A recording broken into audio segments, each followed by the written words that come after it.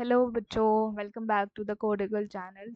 आज हम अपने डेटा स्ट्रक्चर के इम्पोर्टेंट टॉपिक्स देखेंगे। अब देखो, डेटा स्ट्रक्चर एक ऐसा सब्जेक्ट है जो तुम्हारी कोडिंग में भी काम आएगा इन फ्यूचर। लेकिन देखो, ये कॉलेज वाला कोडिंग वाला मतलब बहुत बेसिक है।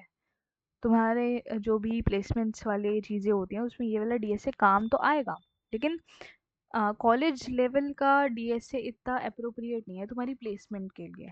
तुम्हें डीएसए के प्रॉपर क्वेश्चंस लगाने पड़ेंगे। Then you have to do more practice on LeetCode. कोई भी कोड शेफ करके है उस पे करो, वैसे करना पड़ेगा। तो ये मत समझना कि अगर तुमने कॉलेज का डेटा स्ट्रक्चर पढ़ लिया तो तुम्हारा प्लेसमेंट की तैयारी होगी, नहीं, बिल्कुल नहीं। कॉलेज का तो बहुत बेसिक है, डेफिनेशंस है, कोड है, एल्गोरिदम है, बस यही है। क्वेश्चंस तो एग्जैक्ट जो क्वेश्चन प्लेसमेंट वाले पूछते हैं तो वो तो इसमें है ही नहीं, तुम्हें वो खुद करने पड़ेंगे। ठीक है। अरे ठीक है दीदी, अभी प्लेसमेंट का नहीं, अभी कल डेटा स्ट्रक्चर का पेपर है, उसके इम्पोर्टेंट टॉपिक्स बताओ। देखो, इसको भी मैंने बहुत अच्छे से डिवाइड करा है शॉर्ट आंसर टाइप क्वेश्चंस में कि क्या क्या आ सकता है। देखो, पहला क्वेश्चन आ सकता है कि मेरा एब्स्ट्रैक्ट डेटा टाइप क्या होता है, पूछ लेता है। फिर मेरे एवीएल का कि एवीएल बनाना आ जाता है और उसका मैक्सिमम हाइट पूछ लेता है। फिर why is height balancing of tree required, क्यों चाहिए होती है। अगर मेरे नोट्स क्वेश्चन में दिए होंगे तो उसकी डेप्थ कैसे फाइंड करनी है। और मेरे टाइम में ये क्वेश्चन आया था, define space time trade off, मेरे को नहीं आता था, सही बता रही हूँ कि ये होता क्या है। गार्बेज कलेक्शन भी फेवरेट होता है, मिड टर्म में आते ही आता है। फिर स्पेस कॉम्प्लेक्सिटी बताओ, टाइम कॉम्प्लेक्सिटी बताओ, और जो भी डिफरेंट कॉम्प्लेक्सिटीज़ हैं उसके बारे में बताओ। और रो मेजर और कॉलम मेजर का एक न्यूमेरिकल आता है। ठीक है। पोस्ट फिक्स इनफिक्स अच्छे से करके जाना भाई, 5 नंबर का सवाल आता है, postfix to infix, prefix to infix वाला, और बहुत आसान होता है ये। अगर यही इसी में कंफ्यूजन आ गई तो 5 नंबर गए फिर, क्योंकि मैं खुद कंफ्यूज हो गई थी अपने टाइम में, तो तुम मत होना। Construction of binary tree when the pre order और इन ऑर्डर तुम्हें दिया है और बाइनरी ट्री बनाना है। तो ये तो मेरे शॉर्ट क्वेश्चंस आ गए। अब लॉन्ग क्वेश्चन में आता है क्या है कि मेरी एरेज बताओ, टाइप क्या होती है, एल्गो बताओ। ये वैसे मैंने क्वेश्चन इतना देखा नहीं है, लेकिन कोई पता नहीं है, आ सकता है।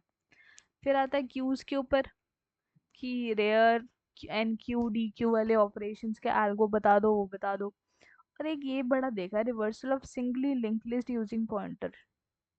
क्योंकि मेरे टाइम में जो मेरा मिड टर्म हुआ था तो हमने एक्सपेक्ट करे थे कुछ कुछ सवाल जो उसमें नहीं आए थे, क्योंकि तो डीएसए का पेपर भी अनप्रिडिक्टेबल होता है।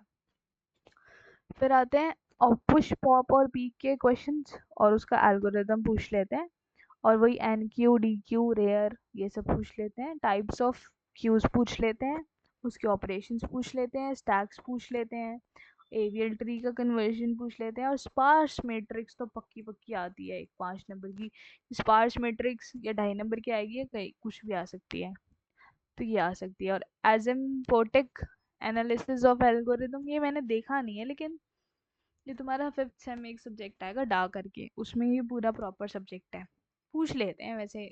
ठीक है, तो पढ़ने में क्या हर्ज है जब तुम्हें आता ही है। फिर आना तुम डिफरेंसेस पे। डिफरेंसेस में सबसे ज़्यादा इंपॉर्टेंट है, देखो, एरे और लिंक लिस्ट वाला। और दूसरा है सिंगली और डबल सर्कुलर लिंक लिस्ट, बहुत इंपॉर्टेंट है। और ground header and circular header link list भी पूछ लेते हैं, और स्ट्रिंग्स और कैरेक्टर का।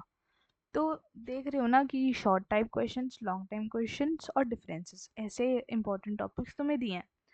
तो ट्राई करना कि इसी पैटर्न में पढ़ के जाना, पहले तुम कर लेना शॉर्ट वाले, फिर तुम आ जाना डिफरेंसेस पे। डिफरेंसेस आसान होते हैं, फिर तुम लॉन्ग पे जंप करना। ठीक है।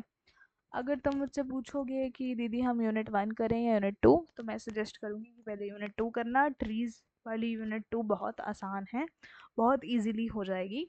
यूनिट 1 एज कम्पेयर टू बहुत वास्ट है, बहुत बड़ी है, उसको करने में थोड़ा टाइम लग सकता है।